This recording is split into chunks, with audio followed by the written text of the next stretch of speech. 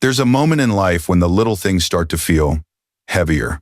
You push yourself up from a chair and notice your arms are working harder than they used to. A short walk leaves your legs just a bit more tired. The stairs in your own home begin to look like a small challenge instead of an afterthought. Maybe your lower back has a familiar dull ache. Maybe you catch yourself reaching for a railing or countertop, not because you're weak, but because you're not quite as sure of your balance as you once were. For many people over 60, this becomes the new normal. The body whispers, be careful, slow down, don't push it. Day by day, the world quietly shrinks. You avoid certain activities. You sit a little more. You move a little less. And somewhere along the way, it starts to feel like this is just how aging works. But it does not have to stay that way. Modern research and decades of clinical experience are saying something very different. Your body is still changeable. Your muscles can still grow stronger. Your balance can still improve. Your joints can still be better supported. Your confidence can still come back. Not with brutal workouts, not with high-impact classes or fancy machines.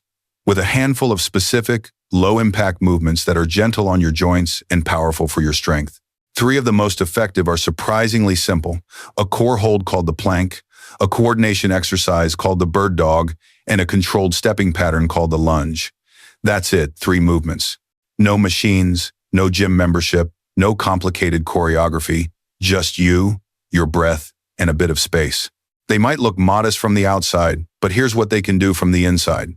Wake up muscles that have been asleep for years, retrain your body to balance and stabilize again, restore strength to your legs and core so you can stand, walk, and turn with more ease, and maybe most importantly, give you back that quiet inner sense of, I can handle this. This isn't just about staying fit, it's about being able to move through your day without fear. It's about walking without worrying, getting out of a chair without bracing yourself, climbing stairs without feeling like you're testing your limits. It's about being able to say, with honesty, I am not done yet. Let's walk through this step by step. Imagine starting your day feeling more solid in your own body, like your spine has support, your legs have power, and your balance is on your side. That feeling doesn't come from one miracle exercise or a single big effort. It comes from small, consistent actions that tell your brain and body, we still do this, we still move, we still get stronger. The first movement that helps you build that foundation is the plank. If you've ever seen a plank, it doesn't look like much. You're not jumping or twisting. From the outside, you're just holding. Your body forms a long, straight line, like a bridge between your shoulders and your hips. But inside, a lot is happening. Supporting that position requires deep engagement from your core muscles, not just the surface ab muscles, but the deeper layers that wrap around your spine like a natural corset. These muscles control your posture when you stand, stabilize you when you reach or twist, and protect your lower back all day long. As we spend more time sitting or moving less, those deep stabilizers tend to switch off. The back begins to do more of the work alone. Shoulders round forward, the chest collapses a bit, and your center of gravity drifts away from where it's most secure. Over time, this can mean more back pain, more fatigue, and more risk of losing balance. The plank gently reverses that. You don't need to start with a full, toes and forearms plank like a young athlete. In fact, many people over 60 do best starting with a softer, more supported version. Picture this. You're lying on your stomach on a mat, carpet, or a firm bed. You bend your elbows and place your forearms on the surface, elbows under your shoulders. Then you tuck your toes under and bring your knees under you so that, as you lift, your weight is shared between your forearms and your knees, not your toes. From there, you gently tighten your abdomen, as if bracing against a light poke. You breathe slowly. You keep your neck in line with your spine, eyes looking down instead of craning forward. Your back stays straight, not sagging, not arched. You hold that position, not for a minute, but for 10 to 15 seconds. Then you lower down, rest, and repeat a couple of times. It's simple, but not easy. Your arms might shake the first time. Your core might feel like it turns on in a way it hasn't for a long time. That's okay. You are not trying to prove anything. You are introducing your body to a new habit, supporting itself from the inside out. Over days and weeks, you might notice that you can hold that gentle plank longer. Maybe you move from 10 seconds to 20, from 20 to 30. Eventually, if it feels comfortable and your body allows, you might progress to a forearm plank with your knees lifted and your toes on the floor. But you don't have to rush there. Every second in good form, even in a modified version, counts. And something else begins to shift along the way. You begin to feel different when you stand. Your posture changes without you forcing it. You feel less like you're collapsing into your lower back and more like your whole middle is gently supporting you. That nagging back soreness after a day on your feet may ease. You might catch a glimpse of yourself in a mirror and notice you look more upright, more grounded, more present. There's also a psychological layer to all this. Holding yourself up literally sends a message. It says, I can still support myself. I can still handle effort. I am not fragile. That feeling matters a lot. Now, core strength is only one part of staying steady. The second key is coordination, how well your body moves as a whole. That's where the bird dog comes in. The name is playful, but the effect is serious. In this exercise, you start on your hands and knees like a tabletop. Your hands are under your shoulders, knees under your hips, back in a neutral position. From there, you extend one arm forward and the opposite leg back, like a long diagonal line stretching through your body. You hold for a few seconds, then switch sides. At first glance, it looks like a balance trick, but underneath, it's doing something very important. It's training your brain and muscles to communicate clearly across your left and right sides. Think about what happens when you walk. Your left leg steps forward while your right arm swings forward to counterbalance. Then your right leg and left arm. This cross-body pattern is deeply wired into us, but it can get disrupted by injury, inactivity, or simply years of moving less. When that pattern becomes fuzzy, walking can start to feel awkward. Turning suddenly can feel risky. A simple misstep can turn into a fall. The bird dog sharpens that pattern again. As you reach with your right arm and extend your left leg, your spine must stay stable. Your core has to engage to keep you from twisting or tipping. The muscles along your back, glutes, and shoulders all join in to hold the posture. Your brain is forced to coordinate both sides of your body in a slow, controlled way. It's like giving your nervous system a gentle, focused tune-up. You don't need to start with the full movement. If it feels overwhelming, you can begin by lifting just one arm at a time while your knees stay down, or just one leg at a time while your hands stay planted. As that becomes easier, you progress to lifting a hand and the opposite knee just an inch off the floor. Then you extend fully, holding for 5 to 10 seconds if you can. You will wobble. Everyone wobbles at first. That's not failure, that's the training. The small shakes you feel are your body learning, in real time, how to find its center again. Over time, those shakes diminish. You feel more secure on all fours, and that security trickles into standing, walking, and turning. People often notice side benefits. Their posture improves, lower back discomfort lessens, and they feel more confident walking on uneven surfaces. Reaching for something on a high shelf doesn't feel as precarious. Bending down to tie a shoe feels less like a gamble. Balance isn't just physical, it's emotional. When you trust your body to keep you upright, your world gets bigger again. Before we talk about the third exercise, let's pause here for a moment. If you're finding this helpful so far, if you want more clear, practical guidance on staying strong and steady after 60, now is a perfect time to subscribe to True Senior Healthness. This channel is dedicated to helping older adults build real-world strength, protect their balance, and stay independent with routines that are realistic, respectful of your body, and backed by experience.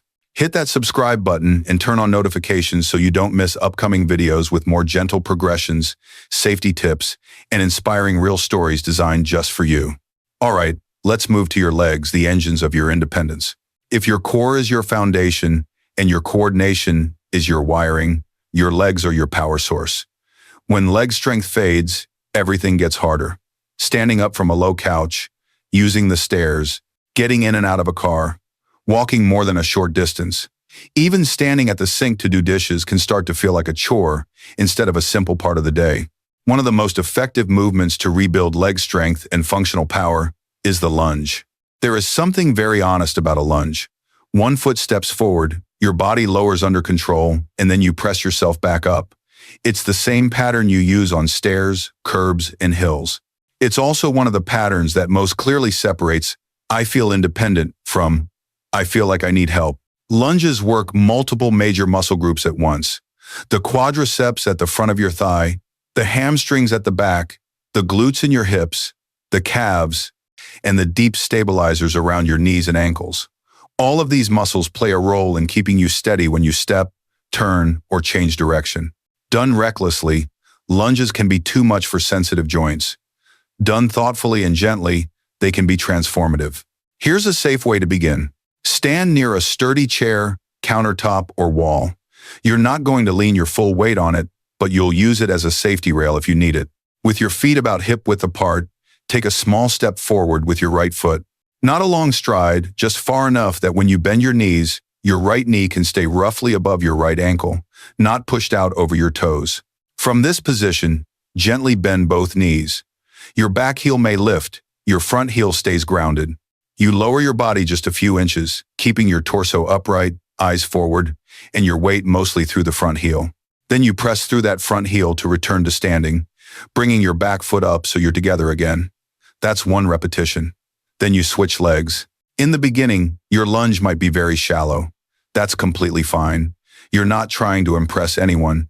You're teaching your legs, hips, and brain how to share the load again. You might start with 5 repetitions per leg, resting between if needed. As you grow stronger, you can increase the depth slightly, the number of repetitions, or eventually let go of the support briefly to challenge your balance more. The key is control. Slow down the lowering phase, feel your muscles doing the work, and never let pain drive the movement. Effort is okay. Sharp joint pain is not. Over time, lunges can make an enormous difference. They help you stand up more easily, walk more confidently, and manage stairs without feeling like each step is a gamble. They also provide a huge mental benefit, proof that your legs still respond to training. Now, let's zoom out and look at all 3 of these exercises together. The plank gives you a core that holds you up instead of collapsing onto your spine. The bird dog teaches your body to coordinate across left and right, building balance and control. The lunge rebuilds the power in your legs to move you forward and keep you steady. 3 movements, no machines, no loud gym, no pressure to be perfect. You might be thinking, this sounds good, but I'm not sure I can do it. Or, what if I've been inactive for years? That hesitation is normal. Almost everyone feels it. The good news is, you don't need to overhaul your life in one day. You don't even need to do all 3 exercises at once to start. You can begin with just one. Maybe today you try a gentle knee plank, holding for 10 seconds, twice. Tomorrow, you add a few bird dog repetitions.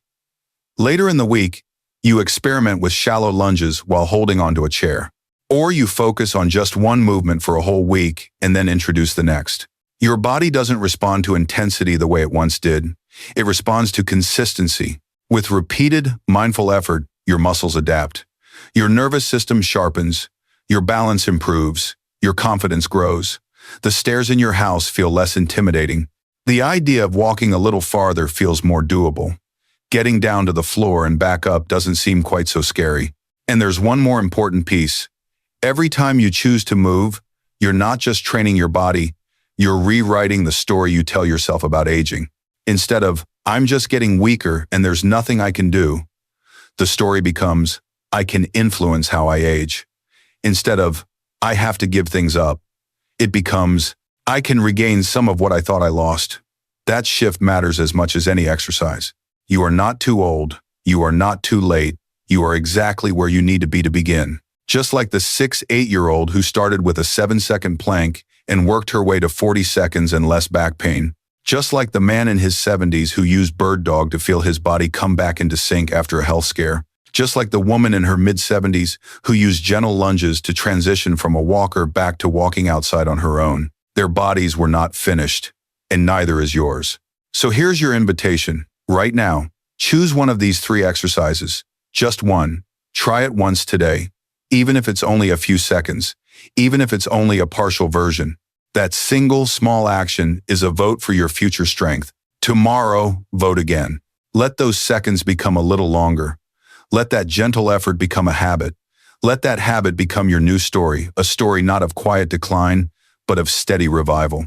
Because in the end, movement is not just about muscles or joints. It's about life. It's about the freedom to go where you want, to do the things that matter, to participate fully in your own days. Every time you hold a plank, reach into a bird dog, or step into a lunge, you're not just exercising, You're reminding your body and your mind that you are still here, still capable, still moving forward. If you'd like support on that journey, share in the comments. What's your name? Where are you joining from? And which of these 3 exercises are you going to start with? Your story might be exactly what someone else needs to read to begin their own. And if you haven't done it yet, don't forget to subscribe to True Senior Healthness for more gentle guides, practical routines, and real stories designed for older adults who believe their strongest, most confident years don't have to be behind them. We're in this together. Your journey isn't over, it's just entering a new, stronger chapter.